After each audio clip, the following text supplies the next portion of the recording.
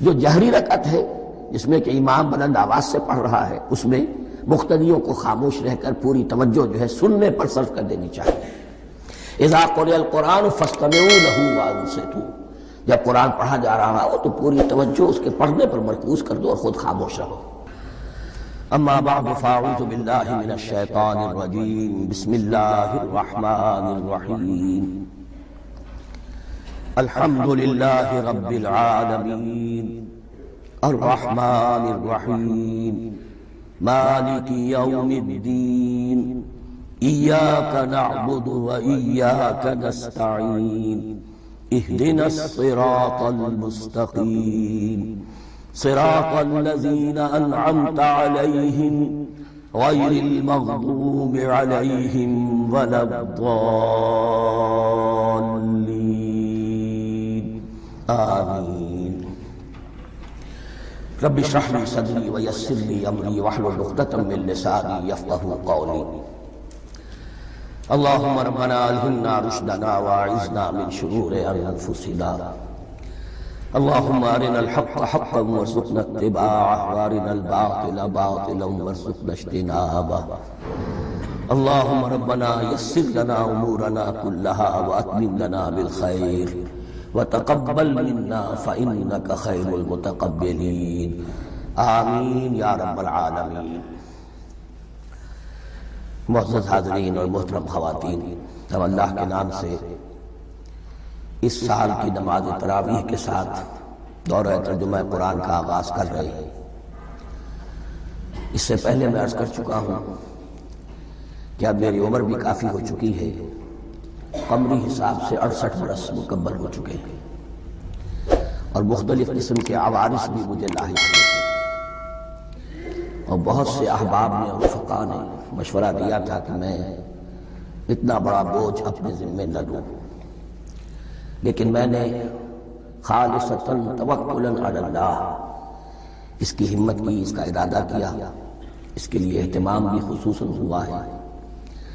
مجھے اندازہ ہے کہ اب میرے خیالات کی جو رو ہے وہ اب اتنی تیز نہیں ہے جتنی کبھی ہوا کرتی تھی، کراس ریفرنسز بھی جو ہیں قرآن حکیم کے وہ اتنے مستحضر نہیں ہیں جتنے کبھی ہوتے تھے، بلکہ واقعہ یہ ہے کہ میری زبان بھی بعض اوقات لڑکھڑاتی ہے، اس لیے کہ مجھے جو ادویات استعمال کرنی پڑتی ہیں ان کا اعصاب پر بھی اثر ہوتا ہے، اور جو ہمارے اعضائے رئیسہ ہیں ان پر بھی اثر ہوتا ہے۔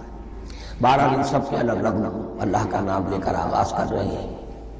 میری انتہائی نگارش یہی ہے، تیرے نام سے ابتدا کر رہا ہوں۔ ابھی میں نے سورہ فاتحہ کی تلاوت کی اور آپ نے سماعت فرمائی۔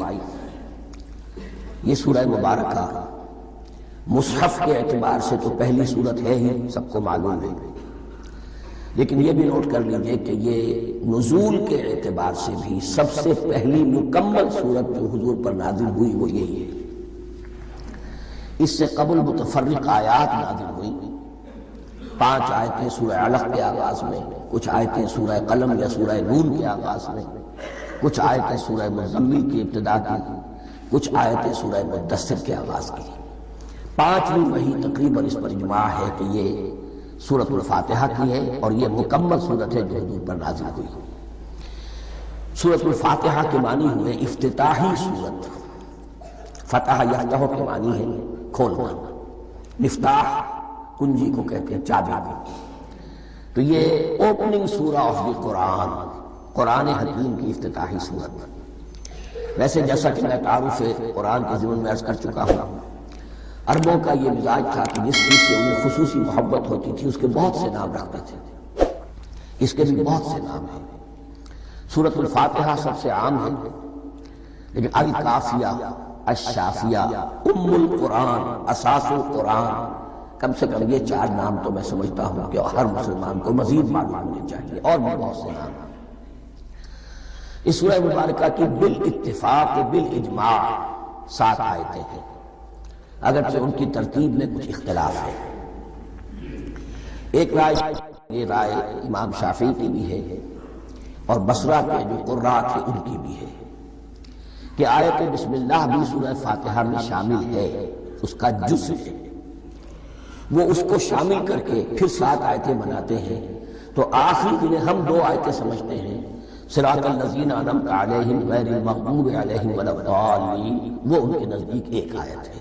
تو گویا کہ نتیجہ یہ نکلا کہ آیتوں کی تعداد 7 ہی رہتی ہے۔ امام ابو حنیفہ رحمۃ اللہ علیہ کا موقف اور کوفے کے جو قراء تھے ان کا بھی موقف یہ ہے کہ آیت بسم اللہ نہ سورہ فاتحہ کا جز ہے نہ کسی اور سورت کا جز ہے، سوائے ایک مقام پر جہاں حضرت سلیمان علیہ السلام کا خط جو ہے نقل ہوا ہے، جنہوں نے ملکہ سبا کو لکھا تھا انہ من سلیمان و انہ بسم اللہ الرحمن الرحیم، تو قرآن کے مطلب میں صرف اسی جگہ پر یہ آیت شامل سمجھتے ہیں، باقی یہ صرف علامت کے طور پر کہ یہاں سے ایک نئی صورت شروع ہو رہی ہے درج کی گئی ہے۔ اس سورہ مبارکہ کو الصلاح قرار دیا گیا ایک حدیث میں، اس کا جو اسلوب ہے وہ دعا کا ہے، اور دعا کے ساتھ اس کی جو مناسبت ہے، اور پھر اسی کی وجہ سے ہماری نماز کا یہ جزو لا ینفک بنا دیا گیا، بلکہ ایک حدیث جو میں آپ کو سناؤں گا اس میں اسی کو نماز قرار دیا گیا، الصلاح یہی ہے۔ ویسے وہ حدیث مبارک موجود ہے من لم یقرأ بفاتحۃ الکتاب لا صلاۃ لمن لم یقرأ بفاتحۃ الکتاب، جو شخص سورہ فاتحہ کی تلاوت نہیں کرتا اس کی کوئی نماز نہیں۔ اس کے حوالے سے بھی ہمارے ہاں 2 مسلک ہے، ذکر صرف اس لیے کر رہا ہوں کہ آپ کے علم میں ہو، ان میں کوئی بنیادی فرق نہیں ہے، کسی بھی ایک رائے کا انسان قائل اور حامل ہو سکتا ہے بغیر اس کے کہ دوسرے کو بالکل غلط قرار دے، بلکہ یہ کہ اس کے لیے بھی گنجائش اپنے ذہن میں اور اپنے دل میں رکھے۔ تو ایک رائے یہ ہے کہ یہ میں کیا عرض کر رہا تھا کہ بھول گیا ہوں، جی، اور دوسری آیت یہ ہے کہ اس کا حصہ نہیں ہے، اسی اعتبار سے یہ کہ یہ سورہ مبارکہ نماز میں پڑھی جانی ضروری ہے، لا صلاۃ لمن لم یقرأ بفاتحۃ الکتاب۔ البتہ یہ اختلاف ہے، یہ بات جو میں ذکر کر رہا تھا جو ذہن سے نکل گئی، کہ آیا مقتدی جو ہے امام کے پیچھے کھڑا ہو کر جب نماز پڑھ رہا ہو تو کیا اس صورت میں بھی اس کے لیے لازم ہے کہ سورہ فاتحہ پڑھے؟ اس میں 2 رائے ہو گئی، بلکہ 3۔ ایک رائے انتہائی ہے اور وہ فقہ حنفی کی طرف منسوب ہے کہ اگر آپ امام کے پیچھے مقتدی کی حیثیت سے نماز پڑھ رہے ہیں تو کسی بھی رکعت میں آپ سورہ فاتحہ نہیں پڑھیں گے۔ ایک دوسری بالکل برعکس رائے ہے، وہ امام شافعی رحمۃ اللہ علیہ کی ہے کہ ہر حالت میں چاہے امام جہری رکعت پڑھا رہا ہو جس میں وہ بلند آواز سے سورہ فاتحہ پڑھ رہا ہو، اور چاہے وہ سری رکعت ہو، ہر حالت میں مقتدی کو بھی پڑھنا ہے۔ ایک تیسری رائے بین ہے، وہ امام مالک کی ہے رحمۃ اللہ علیہ، کہ جو سری رکعت ہے اس میں کہ امام بھی خاموشی سے پڑھ رہا ہے، مقتدیوں کو بھی پڑھنا چاہیے۔ جو جہری رکعت ہے جس میں کہ امام بلند آواز سے پڑھ رہا ہے، اس میں مقتدیوں کو خاموش رہ کر پوری توجہ جو ہے سننے پر صرف کر دینی چاہیے۔ اذا قرئ القرآن فاستمعوا له وانصتوا، جب قرآن پڑھا جا رہا ہو تو پوری توجہ اس کے پڑھنے پر مرکوز کر دو اور خود خاموش رہو۔ میرے اپنی رائے میں یہ تیسری رائے سب سے زیادہ صائب ہے، اور اس میں کسی طرح کی بھی کوئی پیچیدگی پیدا نہیں ہوتی۔ بہرحال اس سورہ مبارکہ کا جو اسلوب ہے میں نے عرض کیا دعائیہ ہے، البتہ قرآن مجید کے علم اور حکمت کے اعتبار سے، اس کے فلسفے کے اعتبار سے ایک بات سمجھ لینی چاہیے۔ قرآن کا فلسفہ یہ ہے کہ بنیادی ہدایت ہر انسان کے دل میں موجود ہے، بالقوہ پوٹینشیل۔ یہ جو قرآن مجید یا اللہ کی کتابیں نازل ہوتی ہیں یہ انہیں ایکٹیویٹ کرتی ہیں، وہ اندر کے جو ڈورمنٹ کانشسنس ہے، خابیدہ شعور جو ہے اسے بیدار کر کے، اور پھر یہ کہ اسے اجاگر کرتی ہے۔ ہر سلیم الفطرت انسان اور سلیم العقل انسان، 2 سلامتی شرط ہے۔ سلیم الفطرت، نیچر پرورٹڈ نہ ہو، فطرت مسخ نہ ہو گئی ہو، عقل سلیم ہو۔ ان دونوں چیزوں کا نتیجہ یہ نکلتا ہے کہ وہ انسان از خود بغیر کسی وحی کی رہنمائی کے، بغیر کسی نبی کی تعلیم کے سے استفادہ کیے ہوئے از خود بھی کچھ حقائق تک پہنچ جاتا ہے۔ اور وہ حقائق کیا ہے؟ نمبر 1 یہ کہ اس کائنات کا ایک خالق ہے، وہ ایک ہے، اور وہ تمام صفات کمال سے متصف ہے۔ نمبر 2 یہ کہ انسان کی زندگی صرف یہ زندگی نہیں ہے، بلکہ ایک اور زندگی ہے کہ جس میں اس زندگی کے اعمال کے نتائج برآمد ہوں گے۔ یہ دو باتیں، اس کی زیادہ وضاحت کے ساتھ جو ہے اس کا تذکرہ آئے گا سورہ لقمان میں، جہاں حضرت لقمان کی شخصیت کا تذکرہ ہے۔ لیکن یہاں صرف یہ بات سمجھ لیجئے کہ قرآن کا فلسفہ یہ ہے کہ ہر انسان میں، ہر فرد نوع بشر میں جو اپنی ولادت کے وقت مسلم ہوتا ہے، حضور کی حدیث ہے کل مولود یولد علی الفطرہ ابواہ یحودانہ او ینصرانہ او یمجسانہ، ہر بچہ نوع انسانی کا فطرت اسلام پر پیدا ہوتا ہے، وہ فطرت کے اندر وہ ہدایت عدیت ہے۔ اب اگر وہ فطرت بس نہیں ہوئی اور عقل جو ہے وہ صحیح روح پر کام کر رہی ہے تو ان دو حقائق تک وہ انسان خود پہنچ جائے گا۔ لیکن ان دونوں حقائق تک پہنچنے کے بعد اب وہ دست بستہ دعا کرے گا کہ اے رب اب مزید ہدایت تو مجھے عطا فرما۔ ایک تو یہ کہ میں کیا کروں کیا نہ کروں، میری عقل اس میں ٹھوکر کھا سکتی ہے، میں کسی اچھی چیز کو بری سمجھ سکتا ہوں، کسی بری کو اچھی سمجھ سکتا ہوں، تو مجھے صحیح راستہ، صحیح راہ ہدایت پر چلا۔ یہ دعا ہے جو انسان کرتا ہے جبکہ وہ ایمان باللہ اور ایمان بالآخرہ تک خود پہنچ چکا ہوتا ہے، اور یہ سمجھتا ہے کہ صحیح زندگی کا رخ یہی ہے کہ جس رب کو میں نے پہچانا ہے کہ وہ اس کائنات کا خالق ہے، مالک ہے اور رب ہے، میں اس کی بندگی کروں، اس کی اطاعت کروں، اس کا حکم مانوں، اس کے راستے پر چلوں۔ لیکن وہ راستہ کون سا ہے؟ اس کے لیے پھر دست بدعا ہوتا ہے کہ پروردگار تو میری رہنمائی فرما۔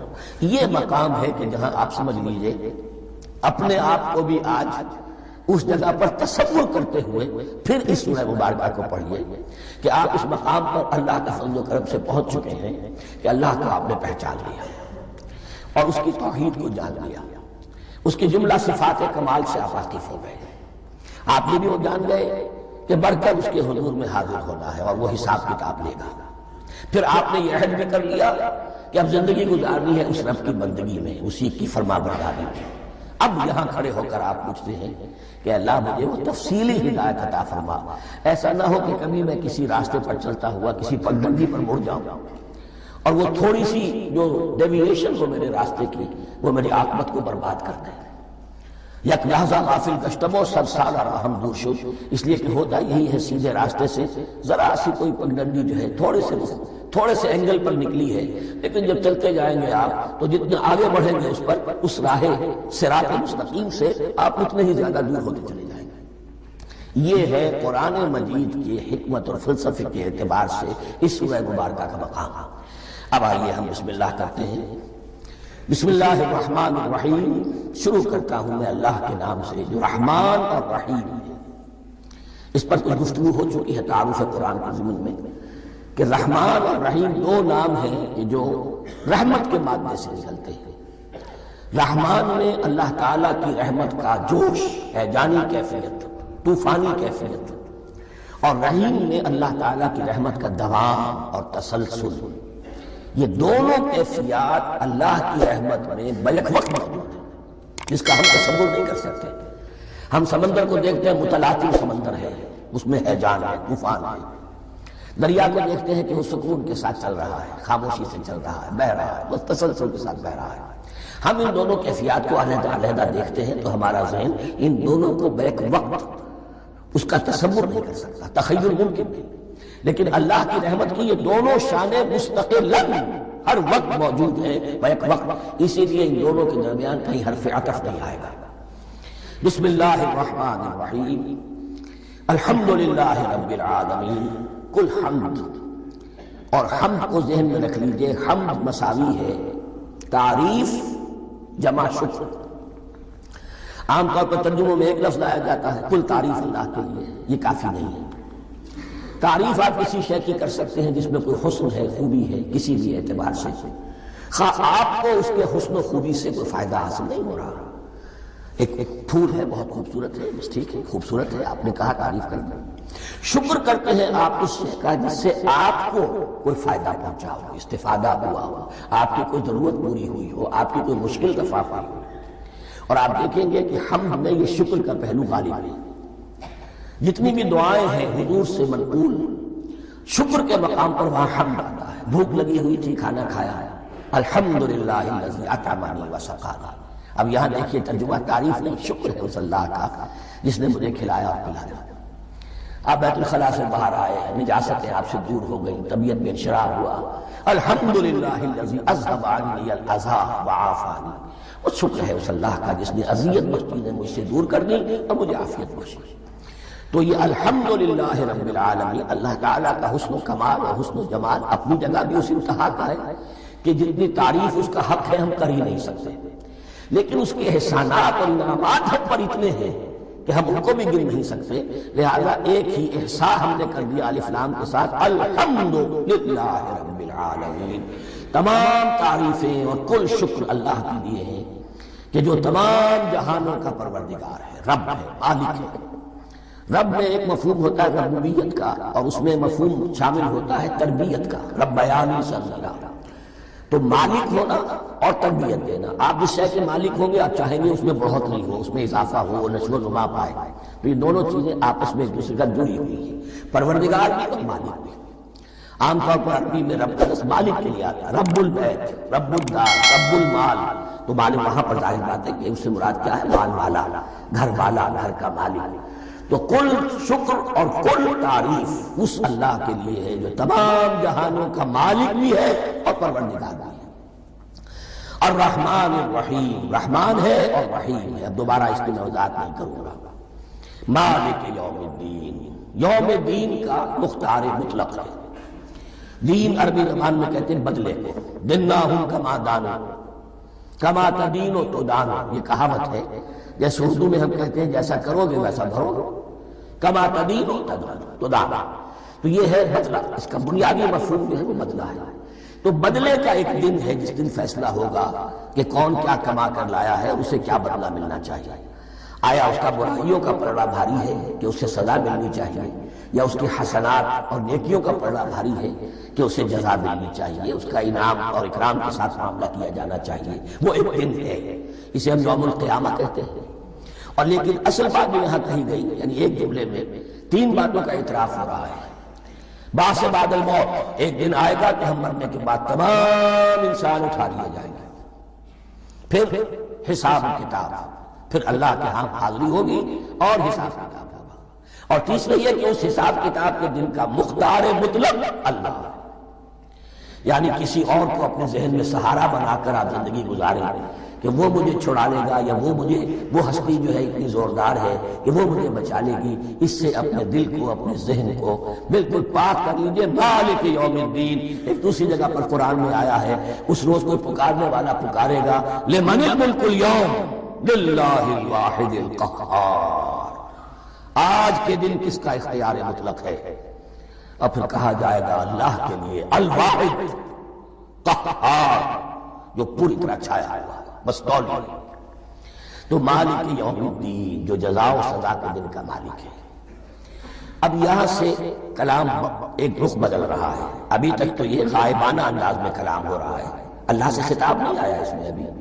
الحمدللہ رب العالمین الرحمن الرحیم مالک یوم الدین، اب خطاب ایاک نعبد و ایاک نستعین، ہم صرف تیری ہی بندگی کرتے ہیں اور کریں گے، اور ہم صرف تجھی سے مدد مانگتے ہیں اور مانگیں گے۔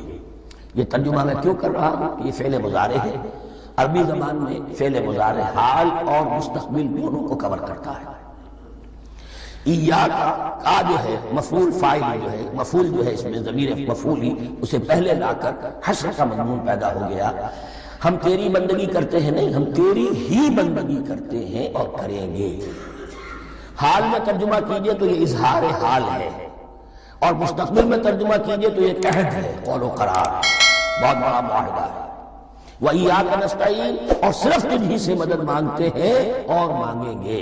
اس میں بھی حال کا ترجمہ اظہار حال، اللہ کرے کہ واقعی ہمارا حال وہی ہو، جب ہم یہ الفاظ کہتے ہیں تو واقعتاً ہم اس پر پورے اتر رہے ہوں کہ اسی کی بندگی کر رہے ہوں اور اسی سے ساری استعانت و استمداد کر رہے ہیں۔ جہاں تک مستقبل کا تعلق ہے وہ پھر ایک عہد ہے، اہدنا الصراط المستقیم، یہ مقام وہ آ گیا کہ یہاں تک تو ہے پروردگار ہم پہنچ گئے، تیرے فضل سے، تیرے کرم سے، فطرت سلیمہ بھی تیری عطا کردہ تھی، عقل سلیم بھی تیری ودیعت کردہ تھی، ان دونوں کی روشنی سے ہم یہاں تک تو پہنچ گئے۔ اب ہماری جو ضرورت ہے، احتیاج ہے، وہ کیا ہے؟ اہدنا الصراط المستقیم، ہدایت بخش ہمیں سیدھے راستے کے۔ یہاں دو باتیں سمجھ لیجئے، انفرادی سطح پر انسان کے لیے نہ معلوم کتنے مرحلے آتے ہیں ہر روز کہ جس میں وہ ایک چھٹک کھڑا ہو جاتا ہے، یہ کروں یا یہ کروں، دو آلٹرنیٹو سامنے آ رہے ہیں، فیصلہ کرنا مشکل ہو رہا ہے، قدم قدم پر ہدایت کی ضرورت ہے۔ اور اجتماعی طور پر نوع انسانی تین بڑے بڑے تمدنی مسائل میں واقعہ یہ ہے کہ تسلیم کر لیا جانا چاہیے کہ عقل انسانی اس کو راستہ نہیں دکھا سکتی۔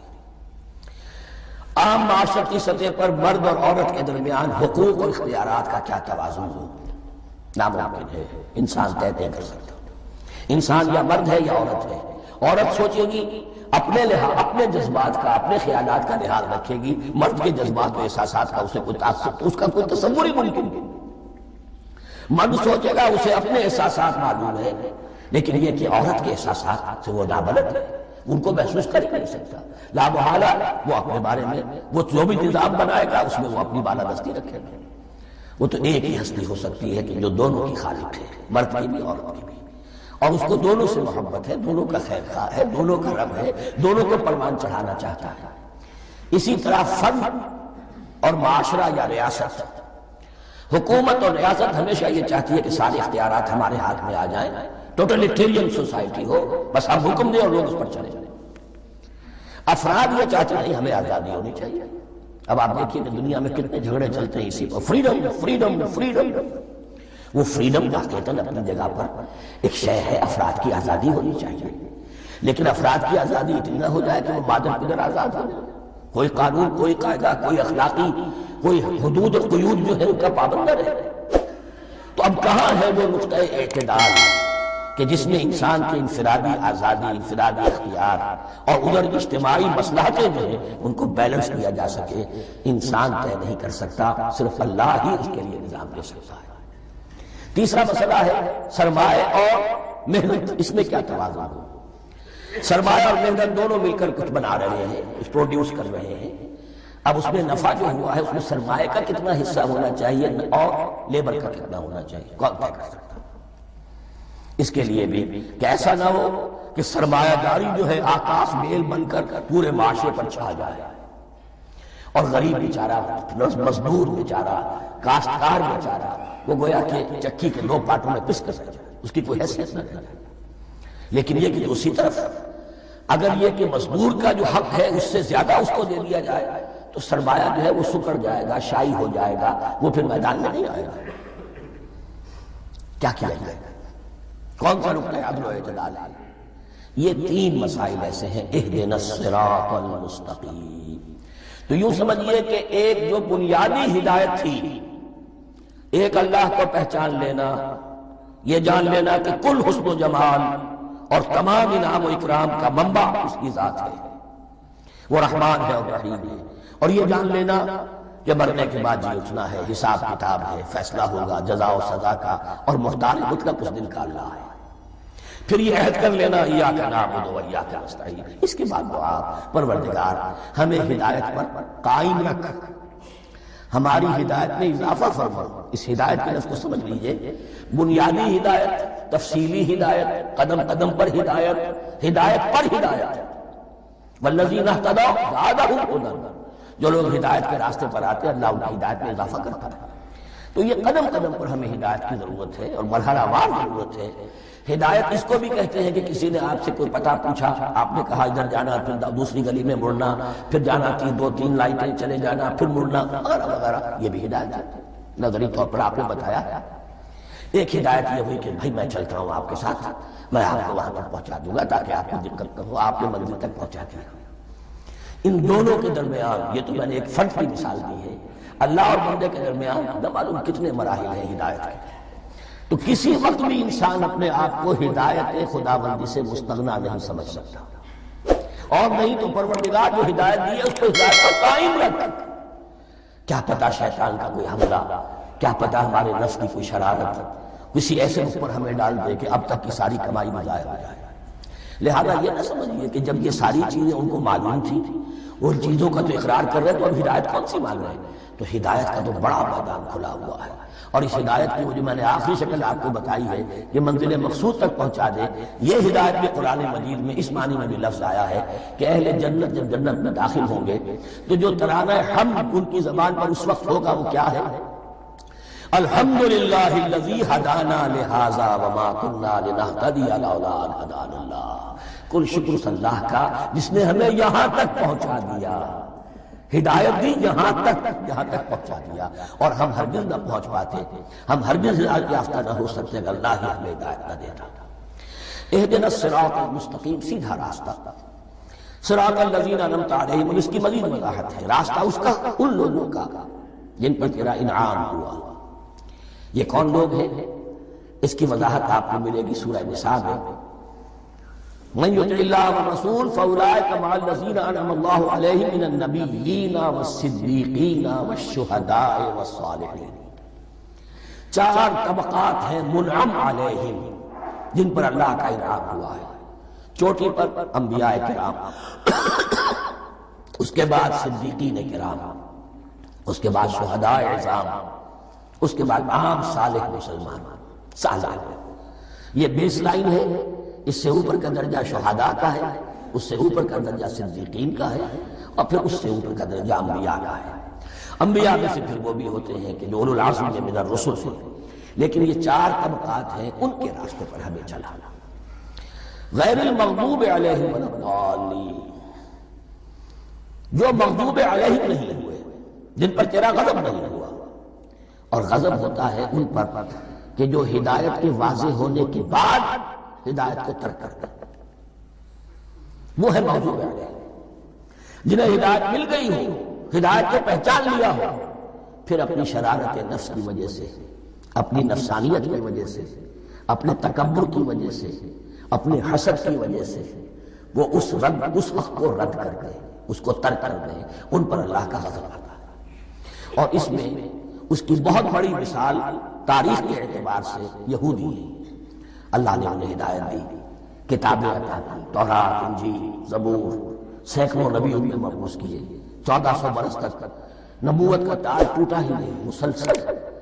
ابتدا میں بھی 2 نبی، موسیٰ اور ہارون، اور اختتام پر بھی 2 نبی، عیسیٰ اور یحییٰ علیہ السلام، اور ان کے مابین کوئی لمحہ نہیں آیا ہے تاریخ بنی اسرائیل میں جبکہ کوئی نہ کوئی نبی موجود نہ ہو۔ لیکن انہوں نے اپنی شرارت نفس کی وجہ سے ہدایت تورات سے بھی منہ موڑا، اور پھر سب سے بڑی بات یہ کہ ہدایت محمدی سے، ہدایت قرآنی سے صلی اللہ علیہ وسلم منہ موڑا، وہ ہے مغضوب علیہ ولا الضالین، اور نہ ہی گمراہ ہوئے۔ یہ لفظ جو آتا ہے عربی زبان میں گمراہ کا بھی ہے اور تلاش حق میں بھٹکنے والے کا بھی ہے۔ ایک وہ شخص ہے جس پر حق بھی واضح تھی، وہ تلاش میں ہے، اس کے لیے بھی ضال کا لفظ آئے گا۔ اسی طرح کوئی شخص کسی کے عشق اور محبت میں ایسا ہو جائے، دیوانہ ہو جائے، اس کو بھی ضال کہتے ہیں، یعنی اس کے اوپر جذبات کا اتنا غلبہ ہو گیا ہے کسی کی محبت اور عشق کی بنا پر۔ تو حضور کے لیے یہ لفظ آیا ہے وَوَجَدَكَ ضَالًّا فَهَدَىٰ، اور یہ تو سورۃ الضحیٰ ہے، اکثر بیشتر لوگوں کو یاد ہوگی۔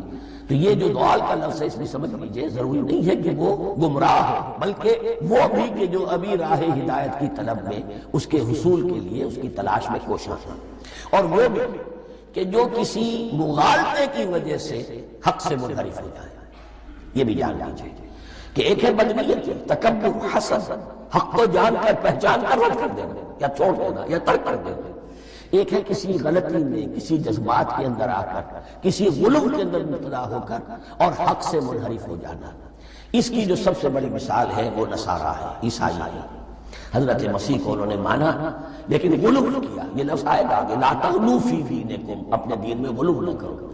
جیسے ہمارے ہاں بھی بعض لوگ ہیں جو حضور صلی اللہ علیہ وسلم کی تعریف میں، حضور صلی اللہ علیہ وسلم کے ساتھ اپنی محبت کے اظہار میں غلو کرتے ہیں۔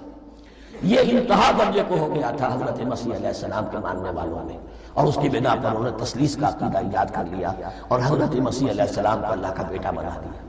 تو اس کی سب سے بڑی مثال ضالین کی اس اعتبار سے کہ ہدایت پانے کے بعد کسی بدنیتی سے نہیں بلکہ کسی اچھے جذبے میں غلو کی وجہ سے، رسول سے محبت کرنا تو اچھا جذبہ ہے، لیکن یہ محبت بھی ایک حد میں رہنی چاہیے۔ غلو کرے گی تو ظاہر بات ہے کہ اس کے بعد وہ گمراہی کی طرف لے جائے گی۔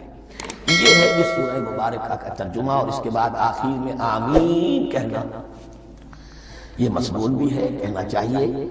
البتہ اختلاف یہاں بھی صرف اتنا ہے کہ نماز میں جب آپ امام کے ساتھ ہیں، وہ اگر جہری قرات کر رہا ہے تو آیا اس کے بعد آپ کو بھی بالجہر کہنا ہے آمین یا نہیں کہنا، یہ اختلاف ہے، ان میں کوئی فرق واقع نہیں ہوتا۔ یہ چیز متفق ہے کہ کہنا ہے آمین، بلکہ یہ آمین تو یہودیوں میں ہے، یہ آمین جو ہے یہ عیسائیوں میں بھی ہے۔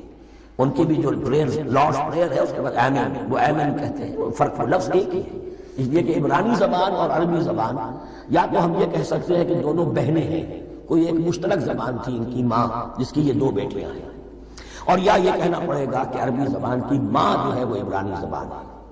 بہرحال بڑا قریبی رشتہ عربی کا اور عبرانی کا ہے، اس اعتبار سے وہ آمین۔ اب آپ کو معلوم ہے ہم السلام علیکم وہ کہتے ہیں، وہ سلام کہتے ہیں، فرق کیا ہے؟ وہ تو تلفظ کا فرق ہے۔ اسی طریقے سے اور بہت سے الفاظ ہیں، میں بعد میں بتا۔ اب میں اس سورہ مبارکہ کے بارے میں خاص حدیث آپ کو سنانا چاہتا ہوں، اور اسی سے در حقیقت وہ امام ابو حنیفہ کا موقف ہے رحمۃ اللہ علیہ، اس کی حقانیت میں مزید مبرہن ہو جائے گی۔ یعنی کیا کہ آیت بسم اللہ سورہ فاتحہ کا جز نہیں ہے، سورہ فاتحہ الحمدللہ رب العالمین سے شروع ہوتی ہے۔ وہ میں آپ کو بتانا بھول گیا کہ جن کے نزدیک یہ آیت سورت کا جز ہے وہ پھر جہری قرات میں بسم اللہ الرحمن بھی بلند آواز سے کہیں گے، اور جن کے نزدیک یہ سورہ فاتحہ کا جز نہیں ہے وہ نہیں کہیں گے، وہ الحمدللہ رب العالمین سے قرات کریں گے۔ تو کوئی فرق نہیں ہے بنیادی۔ یہ حدیث جو ہے یہ مسلم شریف میں ہے اور حدیث قدسی ہے، اس کے راوی حضرت ابو ہریرہ ہے رضی اللہ تعالی عنہ، اور اس حدیث میں اس سورت کے مضامین کا نہایت عمدہ تجزیہ کر دیا ہے۔ حدیث کے الفاظ سن لیجئے، قسمت الصلاۃ بینی و بین عبدی نصفین۔ اللہ تعالیٰ فرما رہے ہیں، حدیث قدسی ہے، میں نے نماز کو، صلاۃ کو اپنے اور اپنے بندے کے درمیان آدھا آدھا تقسیم کر لیا۔ فنصفها لی ونصفها لعبدی، اس کا نصف جو ہے وہ میرے لیے ہے اور نصف جو ہے وہ میرے بندے کے لیے ہے۔ وَلِعَبْدِي مَا سَأَلَ، اور جو میرے بندے نے مانگا میں اسے دوں گا، میرا وعدہ ہے یا میں نے اسے دیا۔ اس کے بعد اس کی تفصیل آتی ہے۔ اذا قال العبد، جب بندہ کہتا ہے الحمدللہ رب العالمین، قال اللہ حمدنی عبدی، جب بندہ کہتا ہے الحمدللہ رب العالمین، اللہ فرماتا ہے میرے بندے نے میری حمد کی۔ وَإِذَا قَالَ الرَّحْمَنُ الرَّحِيمُ قَالَ اللَّهُ اثْنَى عَلَيَّ عَبْدِي، جب بندہ کہتا ہے الرحمن الرحیم، اللہ فرماتا ہے میرے بندے نے میری ثنا کی۔ وَإِذَا قَالَ مَالِكِ يَوْمِ الدِّينِ قَالَ اللَّهُ تَعَالَى مَجَّدَنِي عَبْدِي، میرے بندے نے میری تمجید بیان کی، میری بزرگی بیان کی۔ اب یہ تین آیتیں ہو گئی، تینوں میں اللہ کی حمد ہے، ثنا ہے، تمجید ہے۔ یہ تین آیتیں خالص اللہ کے لیے ہو گئی۔ اب چوتھی آیت آئی، ایاک نعبد و ایاک نستعین۔ اس کے بارے میں جب بندہ کہتا ہے اذا قال العبد ایاک نعبد و ایاک نستعین، قال اللہ تعالی ھذا ما بینی و بین عبدی ولعبدی ما سأل، یہ میرے اور میرے بندے کے درمیان ہے۔ یہ تو یوں سمجھئے کہ یہ گرا لگ گئی ہے میرے اور میرے بندے کے مابین، اس نے مجھ سے قول و قرار کیا ہے، اس نے میری بندگی کا اعتراف کیا ہے، اس نے تسلیم کیا ہے کہ میری ہی بندگی کرتا ہے اور کرے گا، اور مجھ سے مدد چاہیے۔ ھذا ما بینی و بین عبدی، یہ معاہدہ ہے، معاہدہ دو فریقوں کے مابین ہوتا، یہ میرے اور میرے بندے کے مابین ہے۔ وَلِعَبْدِي مَا سَأَلَ، اور میں نے اپنے بندے کو دیا جو اس نے مانگا، وہ میری مدد چاہتا ہے، میری مدد اس کے شامل حال رہے گی۔ فَإِذَا قَالَ، اور جب بندہ کہتا ہے اهْدِنَا الصِّرَاطَ الْمُسْتَقِيمَ صِرَاطَ الَّذِينَ أَنْعَمْتَ عَلَيْهِمْ غَيْرِ الْمَغْضُوبِ عَلَيْهِمْ وَلَا الضَّالِّينَ، قَالَ اللَّهُ تَعَالَى ھذَا لِعَبْدِي وَلِعَبْدِي مَا سَأَلَ۔ یہ تین آیتیں یہ میرے بندے کے لیے، اهْدِنَا الصِّرَاطَ الْمُسْتَقِيمَ، اسی صراط مستقیم کی وضاحت ہے مثبت، صراط الذین انعمت علیہم، اسی صراط مستقیم کی وضاحت ہے منفی انداز میں، غیر المغضوب علیہم ولا الضالین۔ یہ سب میرے بندے کے لیے ہے اور میں نے اپنے بندے کو دیا جو اس نے مانگا۔ اس کو میں نے ایک مرتبہ یہ ترازو کی شکل میں اس کو لکھوایا تھا۔ دیکھیے یہ ایاک نعبد و ایاک نستعین، یہ ہے وہ ترازی کی وہ ڈنڈی۔ واو جو ہے ایاک نعبد و ایاک نستعین، واو جو ہے گویا کہ وہ مٹھ ہے جس سے کہ ترازو کو پکڑا جاتا ہے۔ ادھر ایک پلڑا ہے جس کی 3 آیتیں ہیں، الحمدللہ رب العالمین الرحمن الرحیم مالک یوم الدین۔ اس کا نتیجہ کیا نکلا؟ ایاک نعبد۔ آپ نے شاید یہ سنا بھی ہو، ایک بہت ہی عمدہ قرات کا جو ریکارڈ ہے قاری عبدالباسط عبدالصمد کا، وہ یہیں سے چل کر سورہ فاتحہ کی قرات کر کے ایاک نعبد پر آ کر رکتا ہے۔ الحمدللہ رب العالمین الرحمن الرحیم مالک یوم الدین ایاک نعبد۔ گویا کہ یہاں یہ سورت بالکل ہاف ہو گئی ہے۔ 3 آیتوں میں اللہ کی حمد ہے، ثنا ہے، تمجید ہے، جس کا نتیجہ ہم تیری ہی بندگی کرتے ہیں، تیری ہی اطاعت کریں گے۔ لیکن اب اس کے بعد سوال ایاک نستعین، اسی کی جو استعانت کیا درکار ہے؟ ہدایت۔ ہدایت سب سے بڑی استعانت ہے، ہدایت ہی تو سب سے بڑی مدد ہے۔ اہدنا الصراط المستقیم صراط الذین انعمت علیہم غیر المغضوب علیہم ولا الضالین۔ یہ ایاک نستعین کے حکم کے ساتھ یہ 3 آیتیں آ گئیں، اہدنا الصراط المستقیم صراط الذین انعمت علیہم غیر المغضوب علیہم ولا الضالین۔ قسمت الصلاۃ بینی و بین عبدی نصفین فنصفها لی ونصفها لعبدی ولعبدی ما سأل۔ اللہ تعالیٰ اس سورہ فاتحہ کا جو اصل مفہوم ہے وہ بھی ہمارے ذہنوں پر، ہمارے شعور کی سطح پر اسے اجاگر کیے رکھے، ہمیں توفیق دے کہ جب بھی پڑھیں، جب بھی سنیں تو وہ کیفیت اگر ہو جائے۔ اس لیے کہ ایک حدیث ہے کہ الصلاۃ معراج المومنین، نماز تو اہل ایمان کے حق میں معراج کے درجے میں ہے۔ اس حوالے سے ہم یہ سمجھ سکتے ہیں کہ کوئی وقت ایسا آ سکتا ہے کہ انسان کو واقعتاً، روح انسانی واقعتاً اللہ کی یہ جواب سنے۔ انہونی بات نہیں ہے، ہوتا ہے خطاب آخر، اٹھتا ہے حجاب آخر، کرتے ہیں خطاب آخر، یہ تو ہوتا ہے۔ مخاطبہ الہی جو میں نے عرض کیا کہ ثابت ہے، مخاطبہ، محادث اور تحدیث اللہ بندوں سے کلام کرتا ہے۔ السلام علیکم سامعین، آپ لوگ ڈاکٹر اسرار احمد صاحب کے اور بیانات سننا چاہتے ہیں تو ہمارے چینل کو سبسکرائب ضرور کرتے ہیں۔